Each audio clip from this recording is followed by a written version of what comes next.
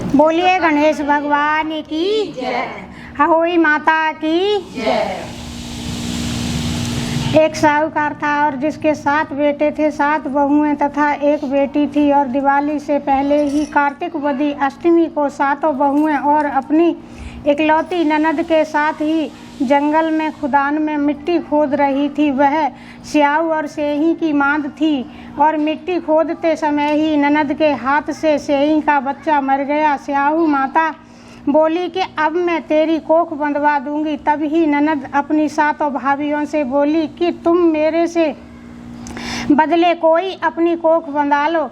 और सब भाभियों ने ही अपनी कोख बंधवाने से इनकार कर दिया। परंतु ही छोटी भाभी सोचने लगी कि यदि मैं कोख नहीं बंधवाऊंगी तो सास जी नाराज होंगी। ऐसा विचार कर और ही ननद के बदले छोटी भाभी ने अपनी कोख बंधवा ली। इसके बाद ही जब उसके जो लड़का होता था वह 7वें दिन बाद ही मर जाता था। और एक दिन उसने ही पंडितों को बुलवा करके पूछा कि मेरी संतान 7वें दिन क्यों मर जाती है। तभी पंडितों ने कहा कि तुम सुरही गाय की पूजा किया करो। सुरही गाय स्याऊ माता की वाहेली है, वह तेरी कोख छोड़ देंगी तभी तेरा बच्चा जिएगा। इसके बाद ही वह बहू प्रातः काल उठ कर के चुपचाप सुरही गाय के नीचे सफाई आदि कर जाती थी। गौ माता खूब तड़के उठी और क्या देखती है कि एक साहूकार के बेटे की बहू उसके नीचे सफाई कर रही थी। गौ माता सबसे बोली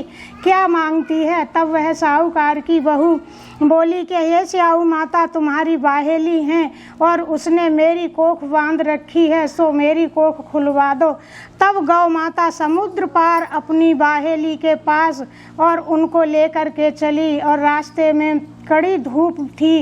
वो दोनों ही एक पेड़ के नीचे ही माता समुद्र पार और अपनी बाहेली के पास और उनको ले जा करके चली। रास्ते में ही कड़ी धूप सो वे दोनों ही पेड़ के नीचे ही बैठ गईं। थोड़ी देर में एक सांप आया और उसी पेड़ पर ही गरुड़ पंखनी पक्षी का बच्चा था और उसको डसने लगा। तब ही साहूकार की बहू ने सांप मार करके ढाल के नीचे दबा दिया और बच्चों को बचा लिया।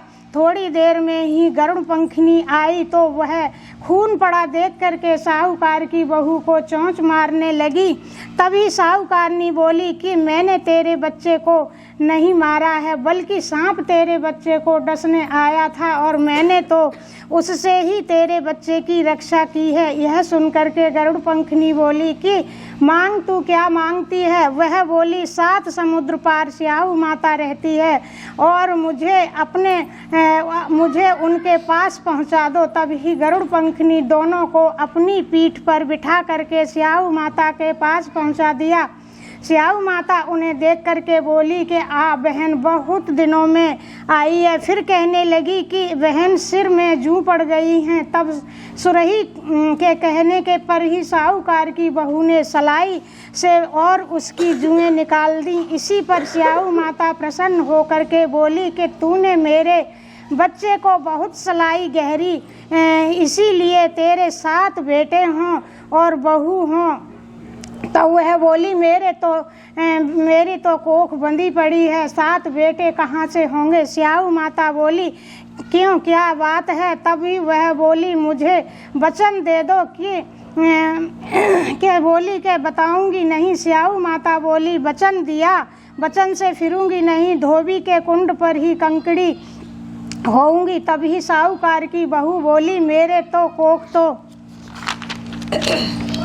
तुम्हारे पास बंधी पड़ी है। यह सुनकर के स्याऊ माता बोली कि तूने मुझे बहुत ठग लिया है। मैं तेरी कोख खोलती तो नहीं, परंतु ही अब खोलनी ही पड़ेगी। जा, तेरे घर तुझे 7 बेटे और 7 बहुएं मिलेगी। तू जा करके उजमन करियो, 7 अहोई बना करके और 7 कढ़ाई करियो। वह लौट करके घर आई तो वहाँ देखती है कि 7 बेटा और 7 बहुएं हैं। वह खुश हो गई और उसने 7 अहोई बनाई, 7 उजमन किए तथा कढ़ाई की। दिवाली के दिन ही जिठानियाँ और आपस में कहने लगी कि जल्दी जल्दी धोक पूजा कर लो, कहीं छोटी बच्चों की याद करके रोने लगेगी। थोड़ी देर में ही उन्होंने अपने बच्चे से कहा कि अपनी चाची के घर जा कर के देख आओ कि आज वह अभी तक रोई क्यों नहीं। बच्चों ने जा कर के कहा कि मम्मी चाची तो कुछ मांड रही है और खूब उजमन कर रही है। यह सुनते ही जिठानियाँ दौड़ी दौड़ी घर आईं और जा कर के कहने लगी कि तूने कोख कैसे छुड़वा ली। वह बोली तुमने तो कोख बंधवाई नहीं, सो मैंने बंधवा ली थी और अब स्याहू माता ने कृपा करके मेरी कोख खोल दी है। स्याहू माता ने जिस प्रकार साहूकार की बहू की कोख खोली उसी प्रकार खोलियो कहने वाले तथा सुनने वाले को भी तथा सब परिवार की कोख खोलियो। बोलियो स्याहू माता की जय।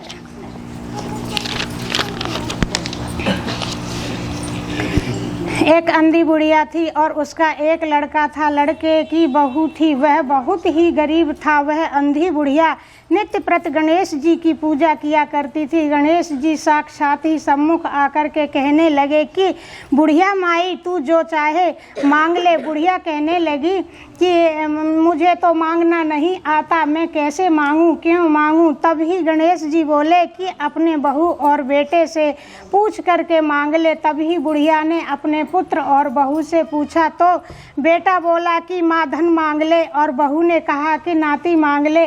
तभी बुढ़िया ने सोचा कि बेटा और बहू तो अपने अपने मतलब की बात कर रहे हैं। अतः उस बुढ़िया ने पड़ोसियों से पूछा तो पड़ोसियों ने कहा कि बुढ़िया तेरी थोड़ी सी जिंदगी है, क्यों मांगे धन और क्यों मांगे नाती, और अपने नेत्र मांग ले जिससे तेरी शेष जिंदगी सुख से व्यतीत होगी। और उस बुढ़िया ने बेटे और बहू से पड़ोसियों की बात सुन करके घर में जा करके सोचा और जिसमें बेटा बहू और मेरा सबका ही भला हो वही मांग लूं, तभी वह मतलब की चीज़ भी मांग लूं। जब दूसरे दिन ही गणेश जी आए, बोले बोल बुढ़िया क्या मांगती है, हमारा वचन जो तू मांगेगी सोई तू पाएगी। गणेश जी की वचन सुन करके बुढ़िया बोली कि हे गणनायक, यदि आप मुझ पर प्रसन्न हैं तो मुझे 9 करोड़ की माया दें, निरोगी काया दें, अमर सुहाग दें, आँखों में प्रकाश दें और नाती पोता दें और मेरे समस्त परिवार को सुख दें और अंत में मोक्ष दें। बुढ़िया की बात सुन करके गणेश जी बोले बुढ़िया माँ तूने तो मुझे ठग लिया, खैर जो कुछ तूने मांग लिया वह सभी तुझे मिलेगा। यूँ कह कर के गणेश जी अंतर्ध्यान हो गए और हे गणेश जी जैसे बुढ़िया माँ को मांगे अनुसार ही आपने सब कुछ दिया, वैसे ही हम सबको देना और हमको भी देने की कृपा दृष्टि रखना। बोलो गणेश भगवान की जय।